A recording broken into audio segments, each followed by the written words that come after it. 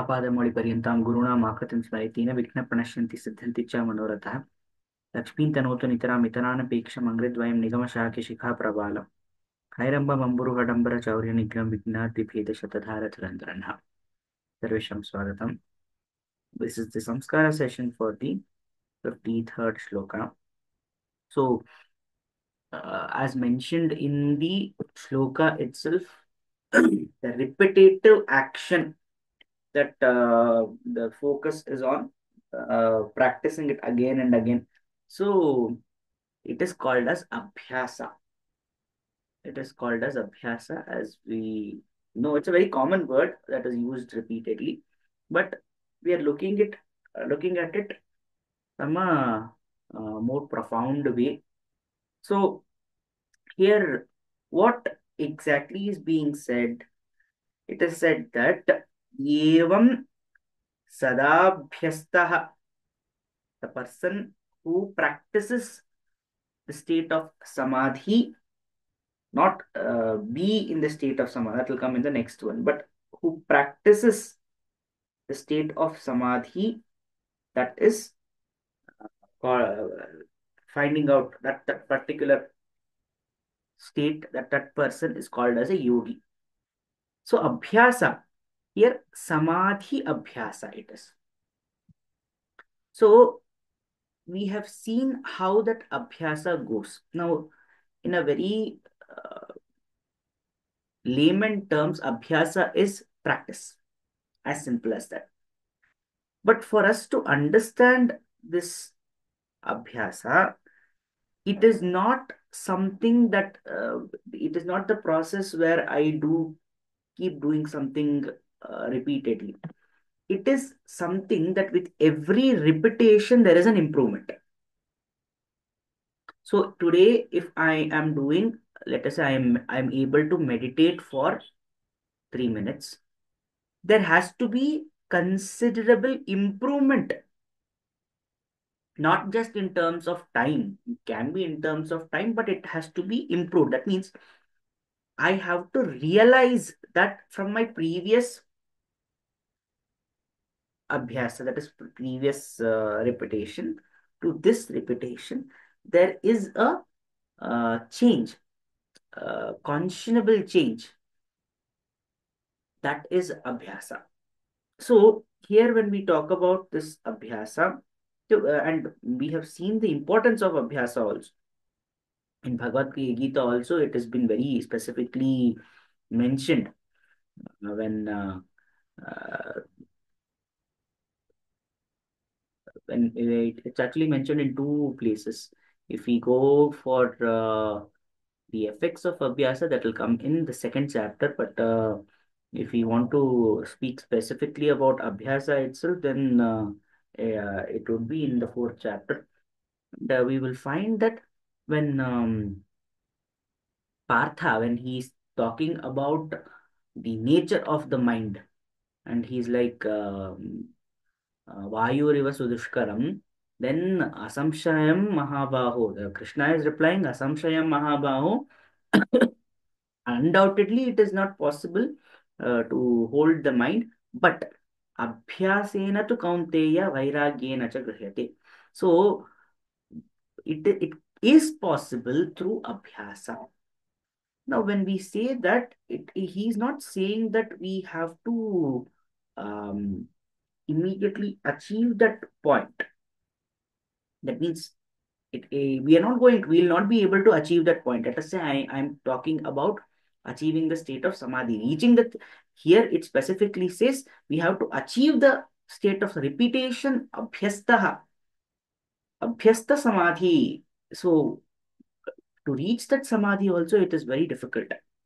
So when are we able to do that? It is only possible when in the second chapter, we already talked about this, Dhyayetu Vishayan Pumsaha Sangasteshu Paja. So what is happening? The considerable change happens due to this nature only. We have associated with uh, a negative example when we told that Krodha and all those things, but that one, this thing, that is, um, uh, let us let go of the asanga. After the sanga, if we see sangat sanjayate kamaha, kamat krodho bhi jayate. Those two part, if we let it separated, we will separate it completely. Then dhyayato vishayan pumsah sangasteshu pajayate. So this actually can help us understand abhyasa better. Dhyayato vishayan pumsah, repetitive action on a particular thing, something, whatever I want to do. Today I'm practicing on Om. Okay, let me practice on Om. So when I do that, when I think about it, then it leads to a considerable change with every repetition that I do it. It needn't be efficiency, it is familiarity. It is familiarity. Like, for example, let us say we will take a video game, for example. So in a video game, what happens? A character has so much of strength. He has to do so tasks. Now let us say he's entering a castle. There is some hurdles. The first hurdle when he meets and he has to fight, he is not sure how to beat that hurdle. So he spends more of his energy at that point of time. So 50% gone. Then when he goes to the second hurdle, there also some that we doesn't know how to, the character has no idea how to get past the second hurdle. The other 50% gone. So 100% of the energy of the character is lost in getting through first and second hurdles only. The second time when that person tries, because that character has already fought the first hurdle, the familiarity, sense of familiarity, character can clear the first hurdle within, let us say, 20% of the energy. Second one also he knows, the character knows. So again, 20% gone. Now he has 60% left. Now the third hurdle, again, he has no idea, the character has no idea.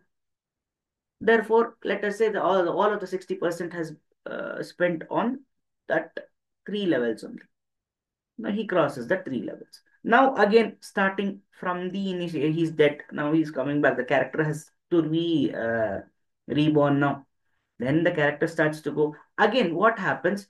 Since the third hurdle has been experienced, now the third time, first, second, and third hurdles take only 60% of the energy of the character.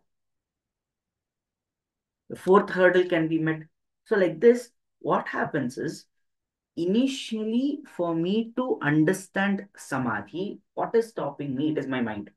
Because I'm starting to question samadhi. Arey, how is this possible? How can there be a total absorption on a metaphysical level? Because I haven't experienced separation from my body. So first I need to experience that. Once I start experiencing that, I continuously doing it, not just once. Once is not enough to give me that state of mind, that state of realization. When I understand that continuously, I indulge in yoga nidra, for example. So I have experienced an out of body state.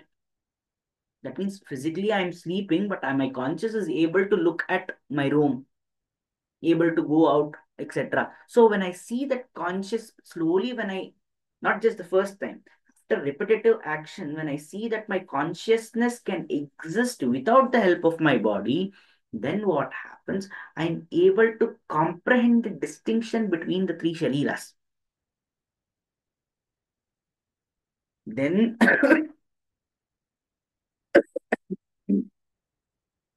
then what happens? Then it goes a little more further, experimenting in different things. Where all can I exist? So, like this, with each abhyasa, it leads to a better understanding and better state. In the same way, N1880 cannot be attained at one point of time. Okay, today I have completed, or let us say, today after 75 years or 50 years, of the ashrama karmas, what we had seen. That is the brahmacharya ashrama, grihastha ashrama has been completed. Okay, I have turned 50 now, so now let me give them up. That is not possible. So now what has to be done? I have to first get used to giving it up. That nature itself is not practiced. Giving it up, doing without it, existing without the help of something that we feel is very important. So that is where that mindset comes into place. So uh, so the liberation, the giving up all these things, that cannot be possible with just one uh, what do we say, one instance. It is possible when the gunatmaka nature, it is actually um, given up slowly. Like for example, first we have to give up Aishwaryam, then Viryam, then Yashas, then Shrihi, then Jnanam, then Vairagyam will come. Without understanding what is Nitya Anitya Vastu Viveka, without experiencing it, we cannot practice it. So slowly we have to raise. The way we claimed that ladder, there is something called as the needs, pyramid of needs. There is self-actualization on the top, and initially it is the security. So like this, there are five stages. So we have slowly come up. Now we have climbed the ladder. We have to get down the ladder now, and that requires repetitive action. So this is the point of this abhyasa. So abhyasa, it may not it is not just limited to spiritual. It can be, so the reason why we withdraw from karma is because the karmas are, we know it, the cycle we have seen, it gives rise to mental and spiritual manipulations. So therefore there is physical abhyasa with respect to postures, pranayama. Why we are doing it? Because we want to show that whatever is the body, the feeling of the body, needn't be the feeling of the mind. So on a most basic level, it is found that when we put a little physical exertion, we are actually able to focus our mind better. When our mind is restless, we are able to do it. So physical abhyasa is also important. Then mental abhyasa, dhyana, bringing about that mental effort to focus or concentrate on something. So that is where the sankalpa helps. And then the spiritual. Spiritual is whatever is the experience that we are trying to realize. So that one. So here, what are the key aspects is there, it has to be regular. Abhyasa has to be regular. And it has to be persistent. It can be slow. The progress might be seen at a very slow level, but it has to be persistent. There has to be patience. And any change must be noted, which means there has to be self-awareness. And whatever is the change may be, it should not be attached to, because once we get attached to, we stick to that state. It should be dynamic. So we should let it go and we should practice more. So this will lead to spiritual growth, spiritual understanding, more focus, more concentration, and that will help us evolve better. So many texts actually speak about this abhyasa, and one text that preaches uh, the importance of abhyasa is Bhagavad Gita. The method of abhyasa is Patanjali Yoga Sutras. So both of them speak very highly of abhyasa. In fact, Patanjali Yoga Sutras, we'll find more bifurcation also. classification of abhyasa and all those things. So these two are extremely important. The abhyasa is these two are important texts to understand abhyasa. This is a concept that has been explored in our ancient scriptures also. So this is the concept that we are seeing in Saṃskāra session. स्वस्ति प्रजाभ्यः प्रतिपालयन्तां न्यायेन मार्गेण मही महिषा वो ब्राह्मणेभ्यो शुभमस्तु नित्यं लोकाः समस्ताः सुखिनो भवन्तु कायेन वाचा मनसेन्द्रियैर्वा बुद्ध्यात्मना वा प्रकृते स्वभावात् करोमि यद्यत् सकलं परस्मै नारायणायेति समर्पयामि।